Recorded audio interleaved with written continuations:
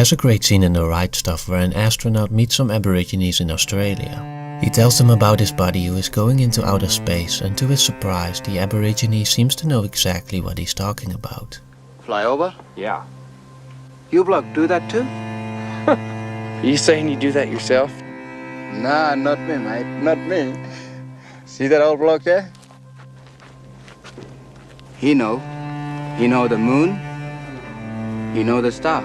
It's an interesting connection between old wisdom and modern technology, about which Robert Moore and Douglas Gillette comment. We often mistakenly think that we are very different from our ancient ancestors, with our great knowledge and our amazing technology, but the origins of our knowledge and technology lie in the minds of men like the old Aborigine. He and all those like him in tribal and ancient societies were accessing the magician energy. The archetypal magician is one of the 4 basic building blocks of our psychology discussed in their book King, Warrior, Magician, Lover, and it is the last one in my series exploring these instinctual energies in film and television. Carol S. Pearson also wrote about the magician in her book The Hero Within and gives us the following broad definition. The archetype of the magician teaches us about creation, about our capacity to bring into being what never was there before, about claiming our roles as co-creators of the universe. To access the magician is to adventure into the world of ideas, to become a student of all kinds of hidden and secret knowledge and take part in the constant process of creation. This is often achieved through the process of initiation, in which the magician is not only a student but also a master. In Joseph Campbell's hero's journey, these are the mentors who guide the protagonist from the ordinary world into the special one where transformation takes place. You've taken your first step into a larger world.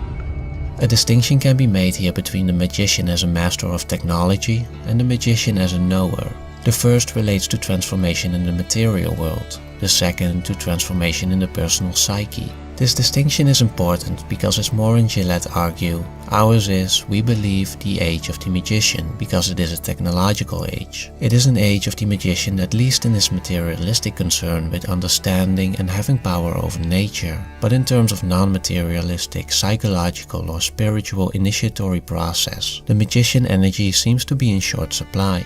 Where did this imbalance come from, and what is this other half of the magician that we appear to have lost?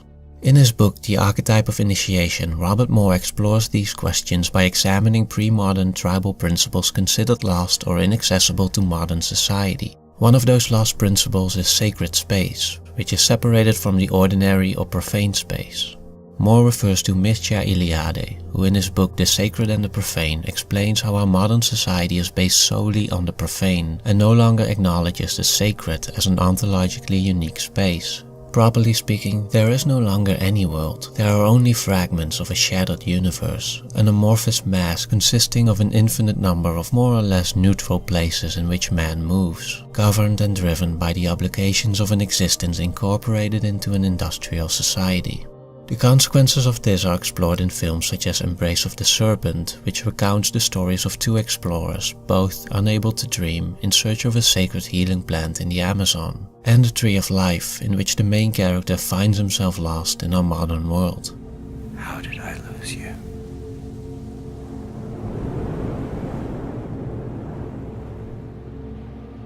Wandered.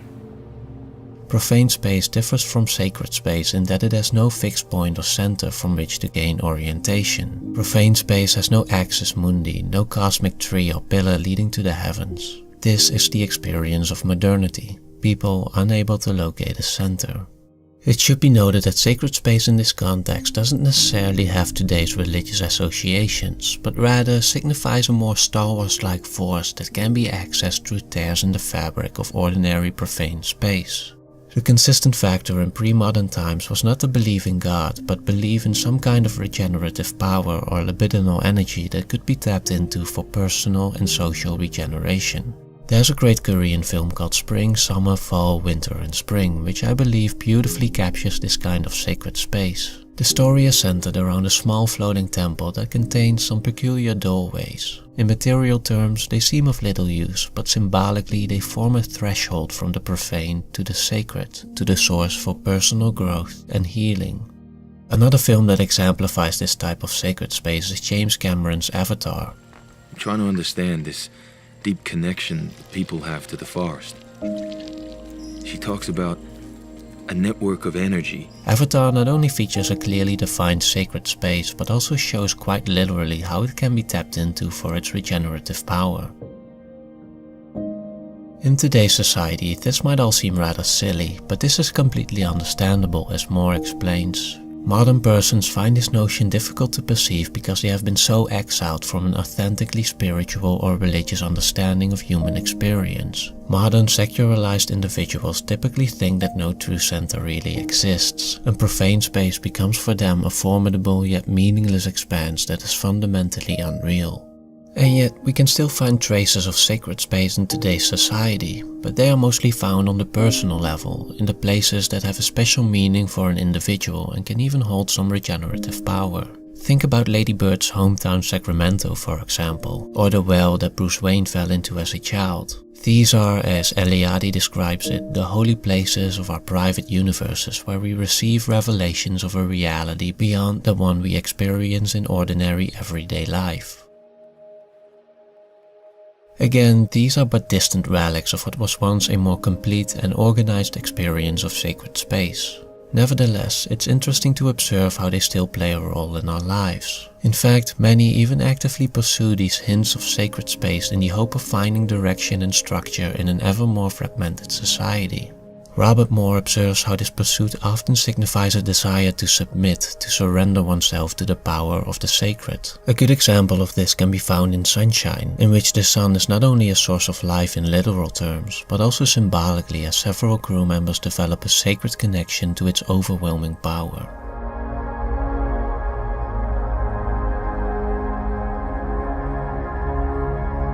Although submission tends to be perceived as a negative thing in modern society, when it comes to sacred space and personal transformation, it is considered to be a necessary element because, as Robert Moore puts it, if you cannot submit, you cannot die, and if you cannot die, you cannot get reborn.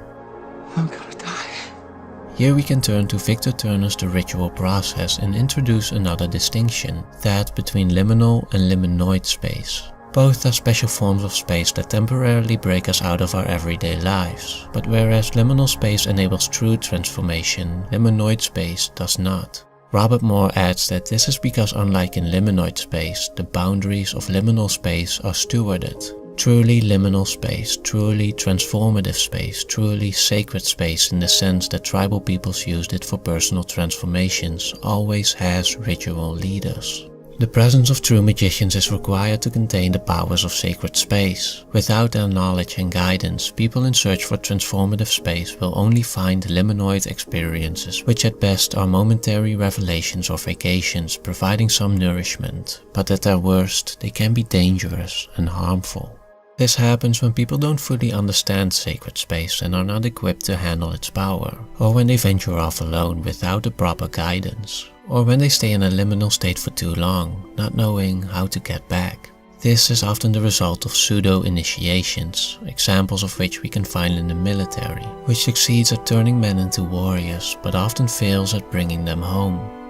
The absence of true magicians also made us vulnerable to those who channel the archetype in a dysfunctional way. These so-called shadow magicians don't guide others, but direct them in ways they cannot see.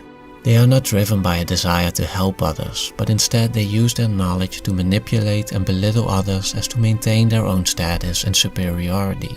For the first time in my life, I began to know really violent thoughts. As the great film Amadeus shows us, this shadow often arises from being envious of life and those who do act and share. All I ever wanted was to sing to God. He gave me that longing, and then made me mute. Their intentions can be more noble. Take The Dark Knight for example, where the Joker sees Batman's morality as arrogant and wants to expose the flaws in his logic. See, their morals, their code, it's a bad joke. Dropped at the first sign of trouble. But instead of doing so in a way that helps him, the Joker has no intention of constructive transformation. He only seeks to destroy, thereby accessing the infantile version of the shadow magician called the Trickster. This is the energy form that seeks the fall of great men, that delights in the destruction of a man of importance. But the trickster does not want to replace the man who has fallen. He does not want to take up the man's responsibilities. In fact, he doesn't want any responsibilities. He wants to do just enough to wreck things for others.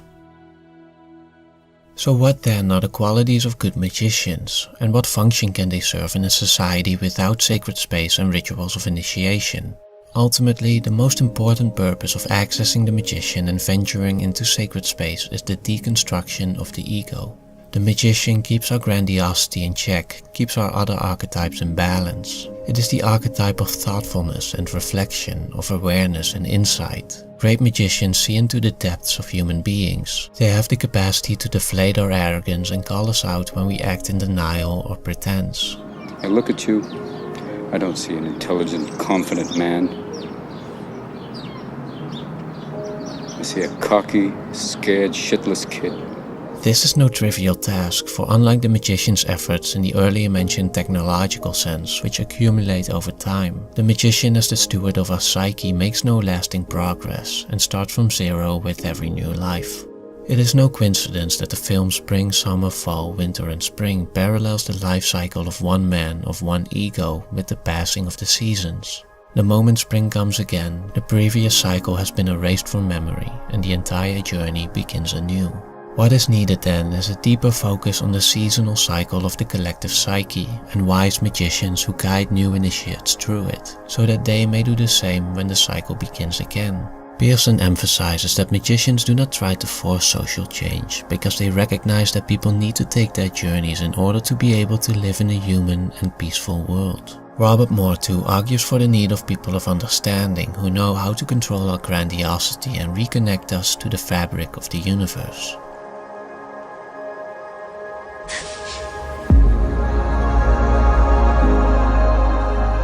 Only then can we act from a place of unity, a place of purpose and grace. Only then can we channel our energy for the benefit of mankind and the grand process of creation.